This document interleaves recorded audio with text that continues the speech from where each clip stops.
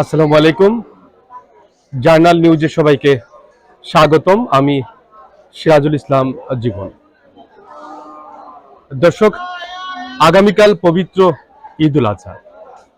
আজ ২৭শে মে ২০২৬ সালের আজ ২৭শে মে বিকাল ৪টা ৩০।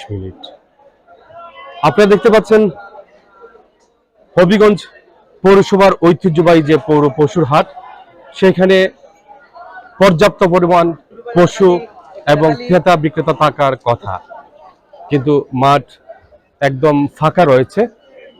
আপনারা দেখতে পাচ্ছেন যে পুরো মাঠ জুড়েই রয়েছে ফাঁকা।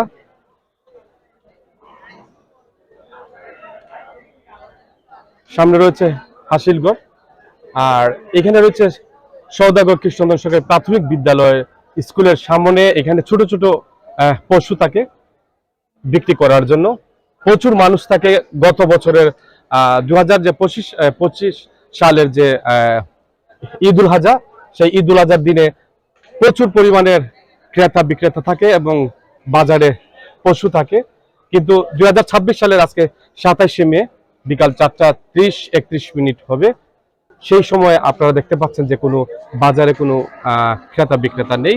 যদিও কয়েকটি গরু রয়েছে, তবে বিক্রেতা এবং ক্রেতা অনেক, ক্রেতা বলতে নেই, একদম ক্রেতা নেই। দর্শক, একদম আপনারা দেখতে পাচ্ছেন জার্নাল নিউজের মাধ্যমে মাঠ একদম ফাঁকা।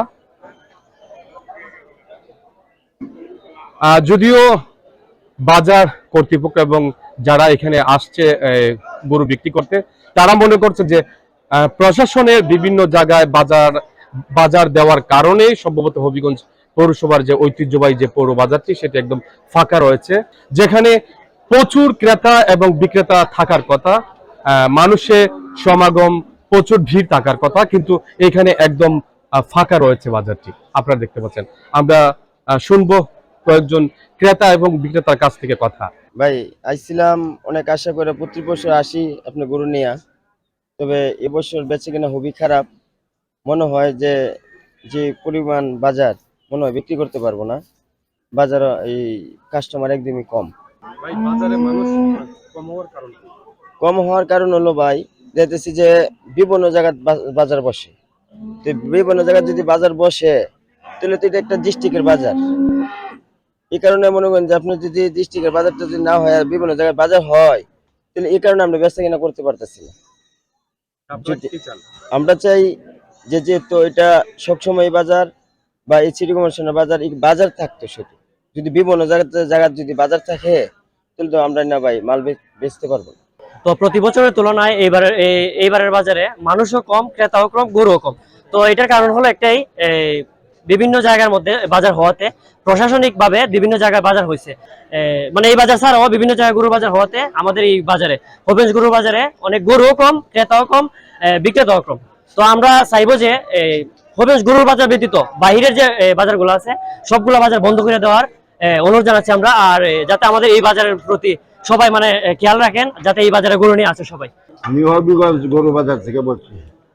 আমরা যে অবস্থার মধ্যে এখন পড়ছি, এইসব সরকারের এই নানান খান বাজারে নিষেধ করা সত্ত্বেও তারা খানে খানে খানে খানে বাজার দিছে।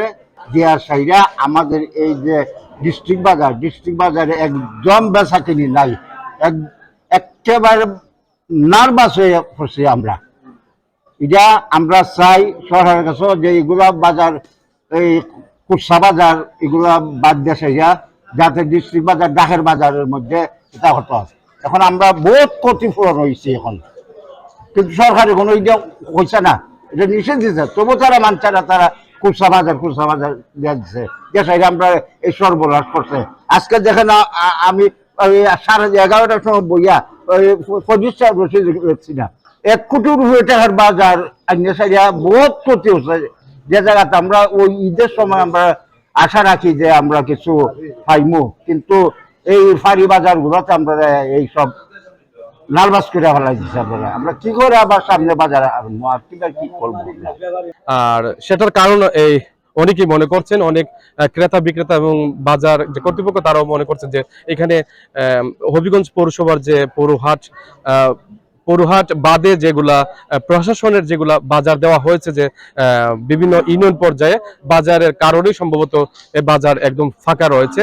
তবে অনেকে মনে করছে যে আগামী বাজারগুলো যেন নির্দিষ্ট বাজার ছাড়া যেন অন্য কোনো বাজার না দেওয়া হয়, সেটার দিকে অনেকে মনে করছেন। দেখা দাম দাম 1,08,000 1 লক্ষ